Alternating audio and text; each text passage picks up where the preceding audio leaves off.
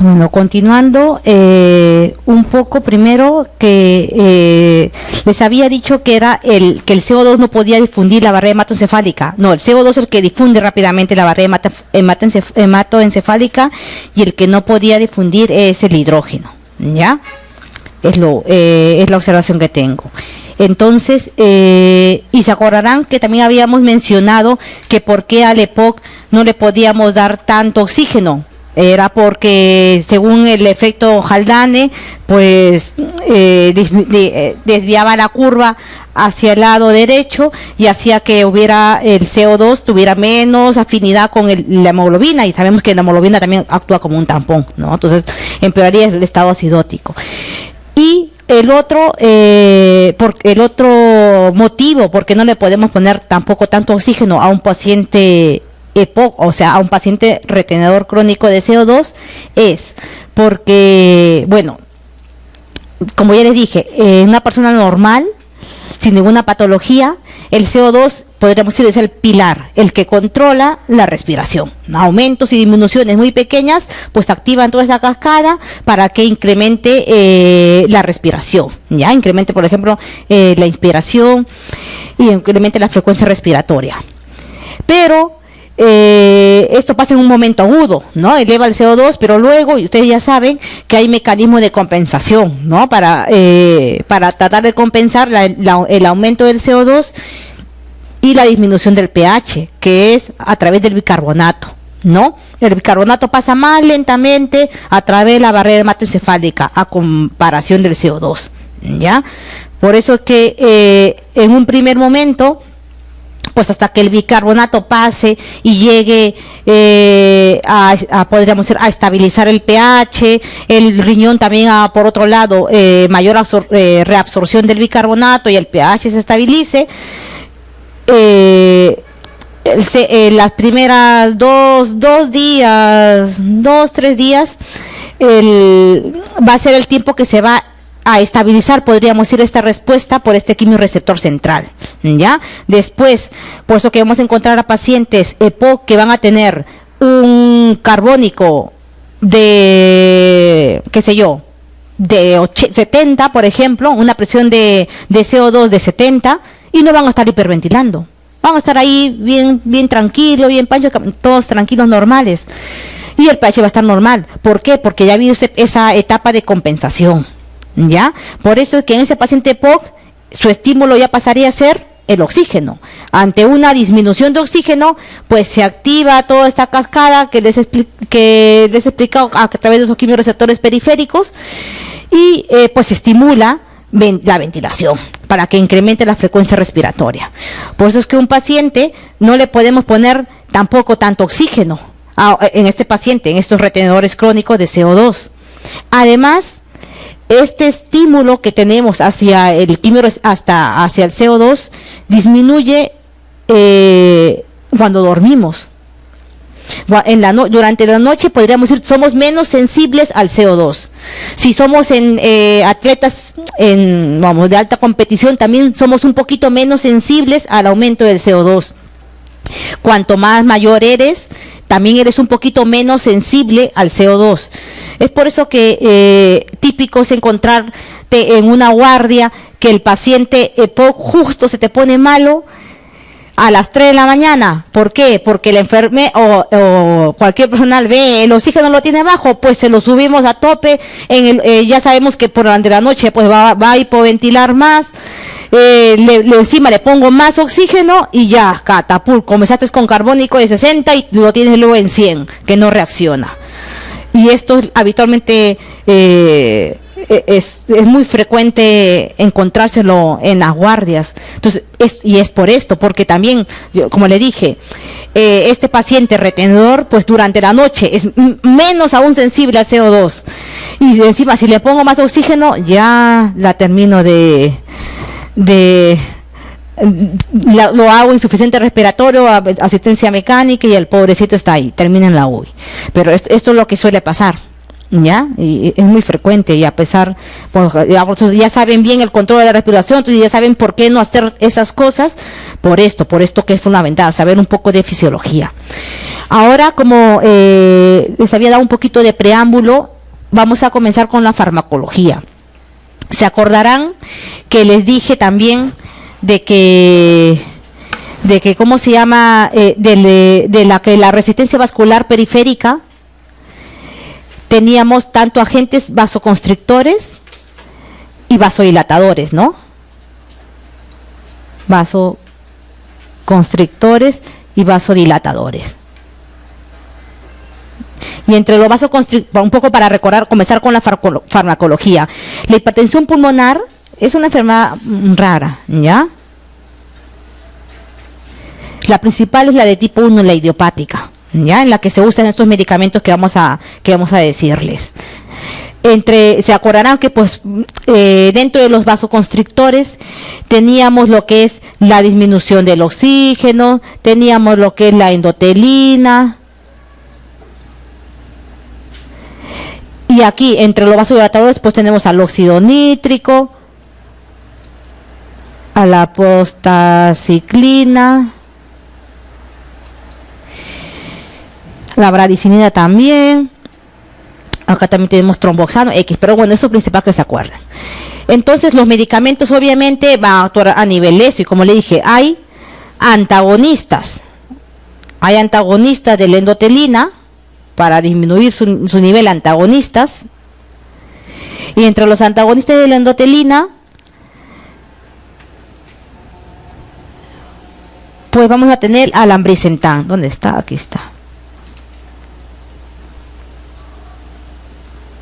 Ambrisentan, macitentan, bosentan, terminan en tan, ¿ya? Endotelina, ambrisentan, bosentan.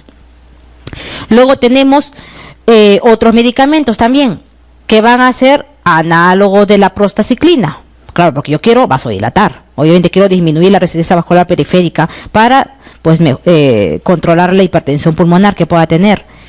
Entonces, como análogo de la prostaciclina, vamos a tener, por ejemplo, al teprostinil, al epoprostenol, por ejemplo, epoprostenol, teprostinil.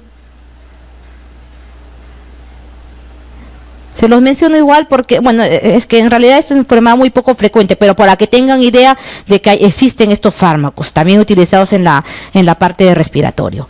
Y luego tenemos otros inhibidores de la fosfodiesterasa, que son más conocidos quizás por otros efectos que tengan, que también hacen que haya un mayor efecto del óxido nítrico, ¿ya?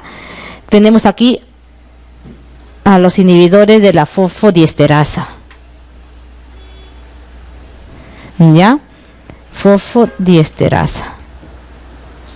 Y ahí tenemos al sildenafilo. Este también actúa incrementando los niveles de óxido nítrico, ¿ya? Es decir, más utilizado pues por su otro efecto, ¿no? Para la erección, por ejemplo, pero también acá se utiliza eso porque hace vasodilatación, aumenta el óxido nítrico. Vasodilatación, pues va a disminuir la resistencia vascular periférica. Es decir, el anafilo, el tadalafilo, entre los más importantes. Ya está. Esos son podríamos decir, los medicamentos pues más utilizados en lo que es la hipertensión pulmonar. Ahora sí, esa es una enfermedad poco frecuente, ¿ya? Los medicamentos más utilizados, pues en las enfermedades más frecuentes, que va a ser el asma bronquial, ¿ya? Vamos a un poquito aquí, ¿dónde está? Aquí está. Pues en el asma bronquial, ¿se acuerdan que había ese músculo liso que hacía una contracción muy prolongada durante la expiración? Por esto estos pacientes son obstructivos. Aparte hay una proliferación, ¿se acordarán de esta célula? La célula caliciforme o la célula globet, que era la que producía el moco, ¿no? ¿Se acuerdan? Hay mayor cantidad de estas células globet, hay una hipersecreción, hay esa hiperreactividad bronquial. Todo esto pasa en el asma, entonces tengo que tener medicamentos un poco que combatan eso, pues, ¿no? Que combatan la broncoconstricción. En el asma la broncoconstricción es reversible y tengo que tener también medicamentos que un poco disminuyen el estado inflamatorio, porque el asma es un estado inflamatorio, ¿ya?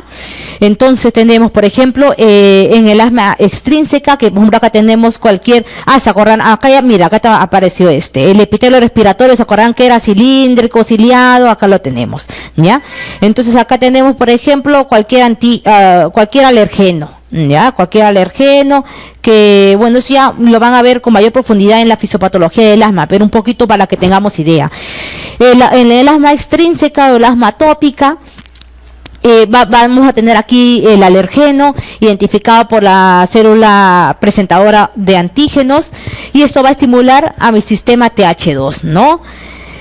Entonces este sistema TH2 va a liberar ciertas interleuquinas, bueno, para que sepan, 4, 5, 9 y la 13, pero va a liberar estas interleuquinas que van a activarse, van a hacer su efecto, mejor dicho, en que atraigan a los eosinófilos para que estos se degranulen, en que activen a los mastocitos para que también estos se degranulen, en que se produzcan inmunoglobulina E, y pues tenga toda la cascada inflamatoria que hay en el asma, ¿ya? Más o menos. Entonces, los medicamentos que se usan en el asma, aparte de ser los broncodilatadores, pues van a ser este otro tipo de medicamentos que van a actuar un poquito más específicos, podríamos decir, que ya se utilizan un poquito más en el asma grave. Por ejemplo, es sabido que la interleuquina 5 pues va a estimular a que vengan los eosinófilos, ¿ya?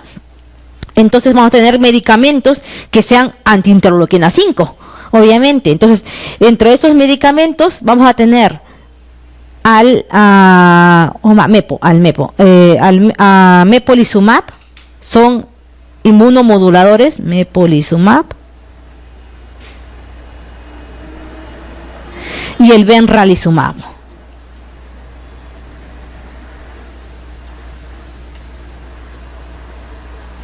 ¿Ya?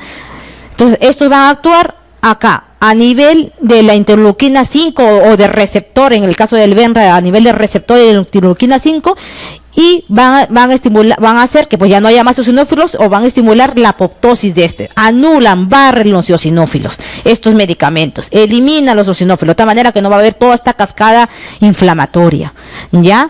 Además, cuando uno tiene, por ejemplo, en el ataque del asma, que el mastocito es el que primero reacciona en el ataque del asma agudo, va a haber otros medicamentos que van a bloquear la degranulación de este mastocito, que va a ser el cromoglicato. Pero este medicamento prácticamente no se usa, porque tiene un efecto muy débil, cromoglicato.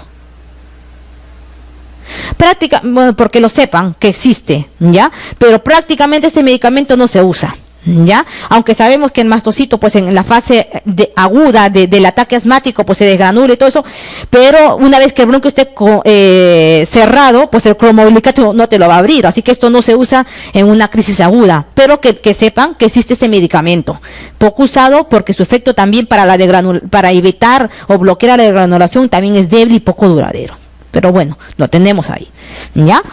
Luego tenemos otros medicamentos. Como le dije, van a haber estas interleuquinas E que se van a unir a los mastocitos, y pues más que viene la célula presentadora de antígeno, pues lo estimula y todo esto. Va a haber, obviamente, entonces anticuerpos anti inmunoglobulina E. En este caso vamos a tener alomalizumab, también un anticuerpo monoclonal, ¿ya? Y en el caso de, acá tenemos, en el caso de también, si el mastocito se ha liberado, pues ahí libera leucotrienos. También vamos a tener un antagonista de receptor de los leucotrienos para que no tenga ese efecto de inflamatorio. Entonces acá vamos a tener un medicamento que es muy conocido y es muy utilizado especialmente en los niños, y algunos lo habrán escuchado en clase de pediatría, que es el Montelukast, ¿ya? Montelukast. Entonces recordar que tenemos medicamentos anti-interleuquina 5, tenemos medicamentos que van a atacar a ese inmunoglobulina E, y tenemos medicamentos que van a ir contra el receptor de leucotrienos, ¿ya? Estos son, podríamos decir, medicamentos que se usan para el control, ¿ya? Para el control de asma, para que no esté en un estado inflamatorio continuo el pobre asmático, ¿ya? Esto se los menciono porque, bueno, también hay un medicamento que bloquea la degranulación, pero esto es poco utilizado, ¿ya? Esto prácticamente, pero que sepan que existe, ¿ya? Estos son más de uso en un asma, esto es más que uso para el control, porque ven que ninguno de ellos va a abrir el bronquio, ¿ya? Estos más que todo son para el control del asma, ¿ya? Para la prevención también de recaídas, los que se agudizan mucho, o el asma grave, el asma de difícil control, ¿ya? Que sepan que existen estos otros medicamentos que son inyectables. Estos tres son inyectables y este es por vía oral, ¿ya? Esta se prendió, ya. Pero ya tenemos al paciente, pero si yo le doy eso al paciente, pues no lo voy a sacar de la crisis asmática en el estado agudo. Tengo que relajar ese músculo liso de esos bronquios, de esa vía aérea pequeña, tengo que relajarlos, tengo que dilatar para que entre aire, si no, no voy a detener esa crisis asmática. Entonces también tenemos medicamentos ya podríamos decir, más utilizados en lo que es, o utilizados, mejor dicho, en la crisis, ¿ya? En estos casos vamos a tener a los bloqueadores, ¿ya? A los que te van a hacer, obviamente, la relajación del músculo. Ahora, recordando un poquito, la inervación, habían fibras simpáticas que llegaban, bueno, acá tenemos este receptor, y las fibras simpáticas iban a hacer relajación, ¿ya? Y las fibras colinérgicas iban a hacer, pues, la contracción, ¿ya? Recordar, fibras colinérgicas iban a hacer la contracción y las fibras simpáticas iban a hacer la relajación, ¿ya? Entonces, si yo obviamente quiero relajar al músculo, pues tengo que activar este receptor. Entonces tengo que tener agonistas, ¿no? Agonistas beta 2 adrenérgicos que van a activar la relajación.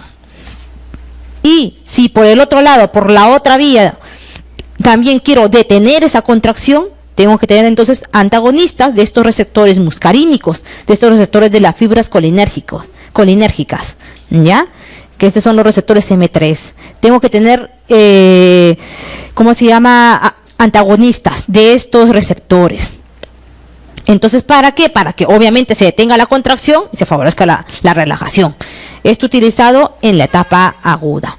Aparte, también tenemos otros medicamentos que van a ser, que son inhibidores de la fosfodiesterasa, que van a hacer que pues esta vía del AMP cíclico no se va a degradar, sino va a prolongar la relajación, va a hacer relajación, y además van a tener un papel, estas metilsantinas, este tipo de medicamentos, a nivel del receptor de la adenosina, inhibiendo este receptor de la adenosina, ya, para que obviamente se inhiba la contracción. Entonces vamos a tener beta adrenérgicos, vamos a tener, metilsantinas, y vamos a tener antagonistas de receptores muscarínicos, ¿ya? Dentro de las metilsantinas, pues vamos a tener a la más conocida, ¿no? La teofilina. Esta teofilina tiene un rango terapéutico estrecho, así que por eso hay que estar monitorizando, pues, porque se puede usar por vía oral y también por IV. Hay que estar monitorizando, pues, sus niveles para ajustar la dosis, y eso ya trae pues un problema de ajuste de dosis, un poquito manejo más complicado, ya, pero tenemos esta herramienta terapéutica. Entonces, como tiene un estrecho nivel un estrecho rango terapéutico, pues va a haber fácilmente, se pueden obtener, ¿no? Se pueden llegar a realizar los efectos adversos, que son efectos a nivel del corazón. Te pueden producir arritmias, por ejemplo, convulsiones también, pero bueno, que sepan que estos son los efectos adversos de la teofilina, ¿ya? Rango estrecho terapéutico y por lo tanto un poquito de difícil manejo, porque hay que estar controlando los niveles de este medicamento y haciendo ajuste de dosis, ¿ya? Por una parte tenemos eso. Entonces, por eso nos quedamos con dos más utilizados. Los beta-adrenérgicos y los antagonistas de los receptores muscarínicos, ¿ya? Comencemos con los primeros. Aquí están. Los beta-2 adrenérgicos. Dentro de los beta-2 adrenérgicos, los beta-2 agonistas, vamos a tener, pues, se van a dividir estos dos en medicamentos de acción corta y de acción prolongada, ¿ya? De acción corta y de acción prolongada. Entonces tenemos que, obviamente, si te viene un paciente ahí cerrado, está con sibilantes o ausencia de ruido respiratorio, que también te indica la gravedad de la crisis asmática, tengo que usar, obviamente, medicamentos de acción rápida, de acción corta, que actúen rápidamente. Y estos medicamentos que van a actuar rápidamente, bueno, ese es su beneficio, actúan rápidamente, pero van a tener una acción corta de medicamento, van a durar unas 4, 6 horas, por lo que tengo que dar varias veces este medicamento si quiero usarlo en todas las 24 horas del día, ¿ya? Entonces, pero estos medicamentos van a tener una acción rápida y van a tener, o sea, actúan rápidamente, pero van a durar poquito. Actúan rápido y duran poquito, ¿ya? 4 o 6 horas aproximadamente. Entonces, dentro de estos beta-2 agonistas, el más conocido, pues, es salbutamol, ¿ya? También está el albuterol, salbutamol y la terbutalina. Entonces, estos son los medicamentos que te van a abrir rápidamente el bronquio. Por esto, estos medicamentos son utilizados en la terapia de rescate del asmático. Rápido, abrirlo rápido, llega urgencia, hay que poner esto. Se puede poner esto, mejor dicho, en cuanto considerando los beta-2 agonistas, ¿ya? Y luego estos beta-2 agonistas, pues tenemos que van a durar más horas, que van a durar hasta 12 horas. Y entre los ejemplos de estos medicamentos que duran hasta 12 horas, que solamente te los tengo que dar 2 veces al día, a diferencia de esto que lo tengo que dar 4 veces al día, vamos a tener al salmeterol y al formoterol, ¿ya? Salmeterol y formoterol van a tener una acción prolongada. La diferencia de estos dos es que el salmeterol tarde en actuar, ¿ya? Por eso es que estos medicamentos se van a usar más de mantenimiento, obviamente. La diferencia con el formoterol es que el formoterol va a tener un inicio rápido. Por eso es que el formoterol es uno de los medicamentos que también lo voy a utilizar en una terapia de rescate, ¿ya? El formoterol. Esto también lo puedo usar en una terapia de rescate.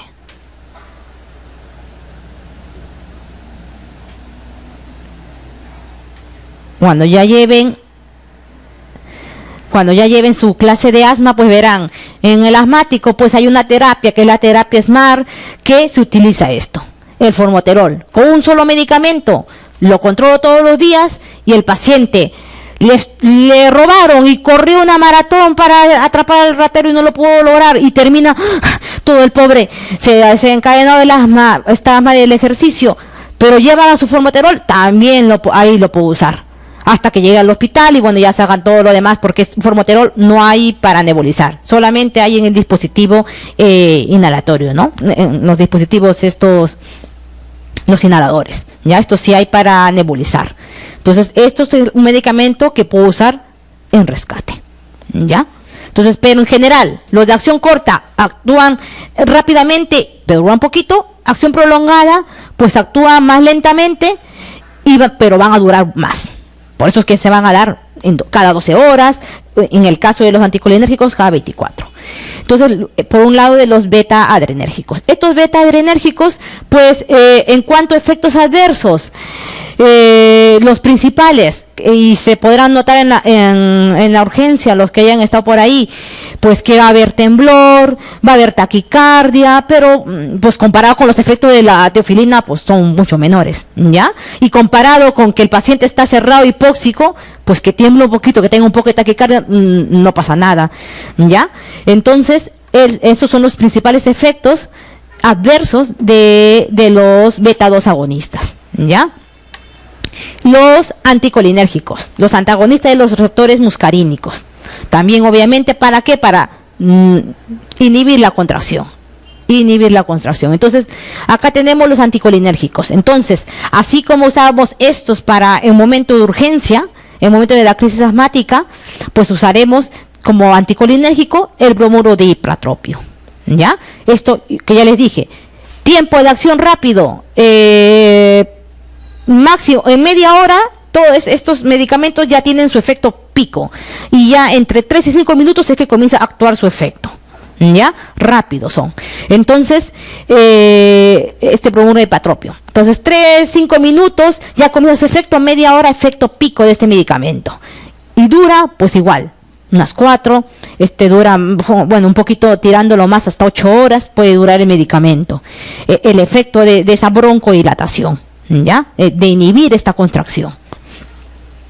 Entonces, tenemos acá. Y como acción, dentro de la acción prolongada, de los anticolinérgicos de acción prolongada, pues vamos a tener al bromuro, el tiotropio, todos son bromuros, ¿ya? Al tiotropio y otros nuevos que han salido, menos conocidos, que es el glicopirronio y el aclirinio, ¿ya? Estos pues duraban el efecto 8 horas y esto va a durar el efecto 24 horas. O sea, en la mañana, solamente en la mañana mantengo controlado. Ahora, como comenzamos hablando del asma, es importante que les diga que para el asma pues usamos estos beta agonistas, los usamos para el asma, pero para el asma solamente está aprobado, obviamente, en la crisis aguda esto también, el bromuro de ipratropio y el tiotropio. Vamos a marcar con otro colorcito. ¿Dónde está?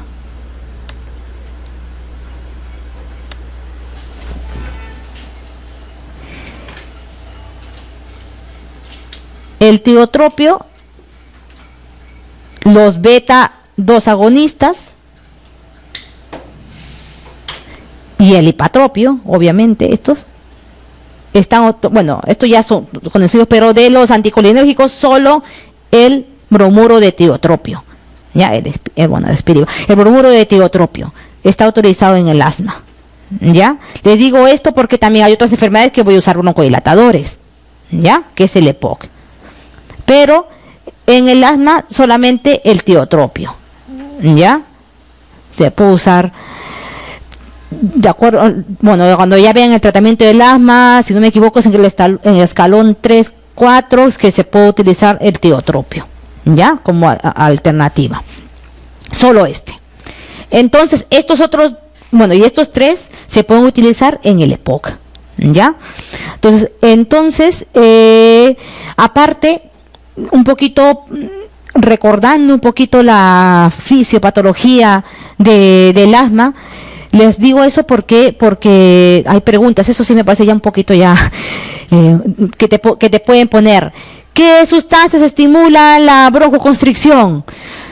Ya uno ya sabe, sí, más o menos ya sé cuál es, la cascada de inflamación, pues los leucotrienos están ahí, las prostaglandinas, sí, pero la prostaglandina E2 hace relajación, ¿ya? Pero eso ya sería, bueno, es una pregunta ya que no sé, que no discrimina, pero de las prostaglandinas, la D2 hace contracción y la E2 hace la relajación. Se los menciono y se los pongo aquí porque, bueno, como ha sido pregunta de residentado médico de los últimos 2 años, que no me equivoco, se los pongo para que lo sepa. Pero cuando ya hagan la clase de asma bronquial, pues se acordarán, le volverán a explicar en la fisiopatología, pero se lo recuerdo acá para que por lo menos se lo digan 2 veces y sepan que la E2, o sea, las prostaglandinas hacen constricción, pero la E2 hace la relajación.